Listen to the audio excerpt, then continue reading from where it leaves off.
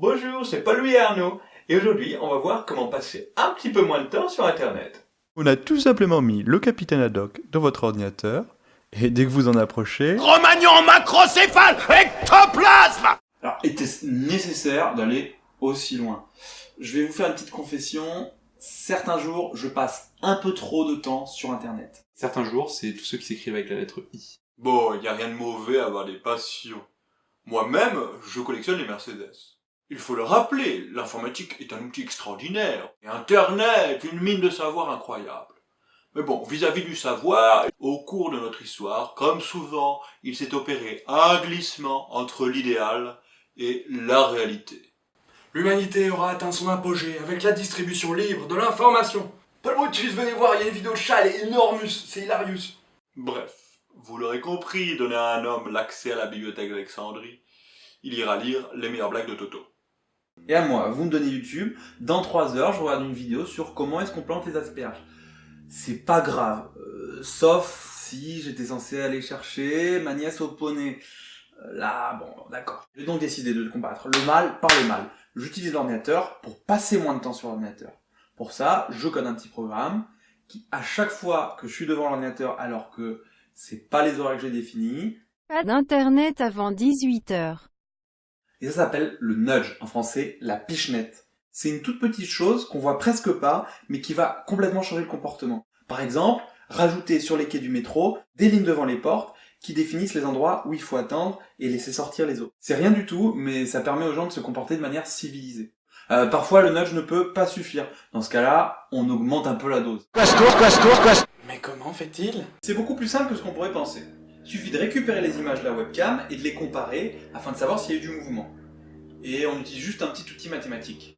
Oh non, pas les mathématiques. Ne vous inquiétez pas, moi je suis tout nul en mathématiques, donc c'est un outil très simple, on l'apprend assez tôt, c'est la soustraction.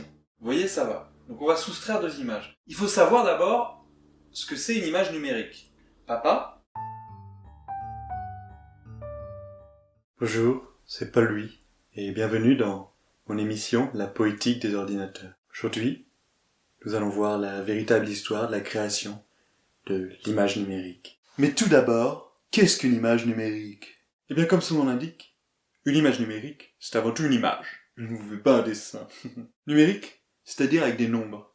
Plus précisément, qui n'est décrite que par des nombres. Il n'y a ni couleur, ni forme, ni personnage, ni même des nuages noirs qui viennent du nord. Non, non, il n'y a rien de tout ça. Il n'y a que des nombres. Mais pourquoi remplacer la poésie, la beauté, les yeux bleus par des numéros? Eh bien, tout commence en 52 avant Jésus-Christ, à Bourg-en-Bresse. Paul César contacte son majordome pour faire repeindre sa villa à Rome. Allô, c'est Paul César à l'appareil.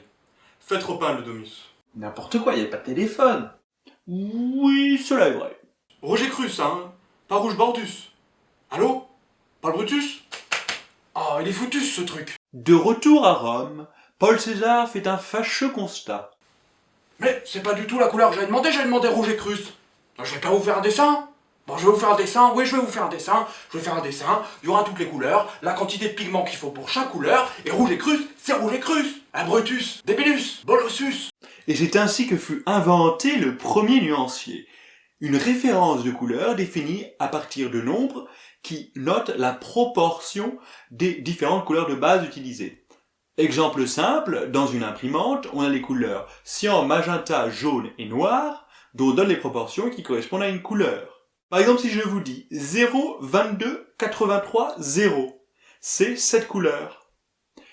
Vous la reconnaissez peut-être. C'est normal, c'est une marque déposée. C'est la couleur du Tour de France. Il est d'ailleurs assez intéressant qu'on puisse déposer des couleurs.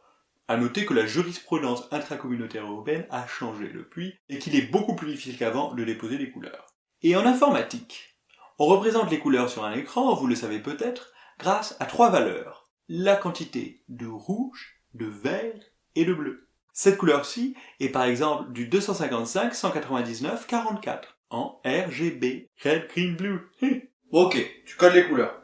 Mais l'image, c'est un peu plus que ça. Oui, bien sûr. Une fois les couleurs définies, qui seront les pixels, il faut les assembler les uns à côté des autres pour pouvoir faire une image. Mais voyons d'abord comment cela a été inventé. Mais papa, ça sert à rien un peu. Bon, d'accord. La première image numérique à avoir été affichée sur un écran date de 1957. C'est une image de chat, j'adore les chats. Et non, ce n'est pas une image de chat, mais c'est une image de bébé, aussi très courante sur Internet. Cette image fait un petit peu peur. Et oui, elle ne fait que 176 pixels de haut aussi. Comme vous le savez, une image est composée de pixels, c'est-à-dire des points qui sont en ligne et en colonne. L'image numérique, c'est donc tout simplement la liste des numéros qui définissent la couleur de chaque pixel, les uns à la suite des autres. Mais ce que vous ne savez peut-être pas, c'est que Kirsch, le créateur de cette image, ne l'a pas faite pour envoyer sur Facebook une image de son bébé. Non. Cette première image numérique a été créée dans le cadre d'un programme de recherche qui consistait à tenter de créer un ordinateur qui soit capable de lire les chiffres et les lettres, c'est-à-dire voir plus loin que le pixel. Vous le savez peut-être. J'en approche de plus en plus. Et un jour, l'ordinateur pourra peut-être lire de la poésie. Mais bon, j'en suis pas encore là. Par contre, je peux profiter qu'une image numérique, ce soit une suite de nombres, pour facilement faire une soustraction entre deux images. J'ai donc ma première image et la deuxième qui est prise une seconde plus tard. Je vais comparer les pixels de ces images. Pour rappel, on travaille ici en niveau de grille, donc les pixels vont du code 0, qui est un pixel tout noir, à 255, qui est un pixel tout blanc. Et entre les deux, on a les niveaux de gris, de 0 à 255. Ce qui fait que sur mes deux images, sur un pixel, s'il n'y a pas eu de changement, par exemple, un pixel plutôt clair, 210, moins 200, 10. Ce qui nous donne un pixel noir sur l'image résultat. Peu de changement. Par contre, sur un pixel où il y a eu du changement, on passe par exemple de 210 à 20. Différence beaucoup plus importante, qui se note par un pixel blanc sur l'image finale. On réalise cette opération sur chaque pixel, et voilà le résultat. Ensuite, sur cette image résultat, je calcule le nombre de pixels qui a bougé, que je définis par exemple comme le nombre de pixels sur cette image résultat qui a une couleur supérieure à, mettons, 30. Parce qu'il peut y avoir des petites variations dues à ce qu'on appelle le bruit de la caméra. Donc on compte uniquement les pixels qui ont changé. Et si ce nombre de pixels dépasse un nombre qu'on a défini, par exemple 10% de l'image, et ben là, il y a eu mouvement et on peut déclencher l'alarme. Diplodocus, pas à moi, mégalomane! Je vous laisse tout ça en accès libre à cette adresse et sentez-vous libre de réutiliser le code.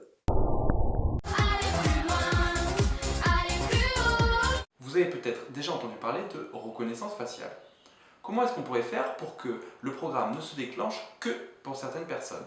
Eh bien, restez connectés parce qu'on va voir ça au prochain épisode. Alors n'oubliez surtout pas de vous abonner. C'était Paul Louis et... Ouais, non, faudrait juste faire une version mobile par contre.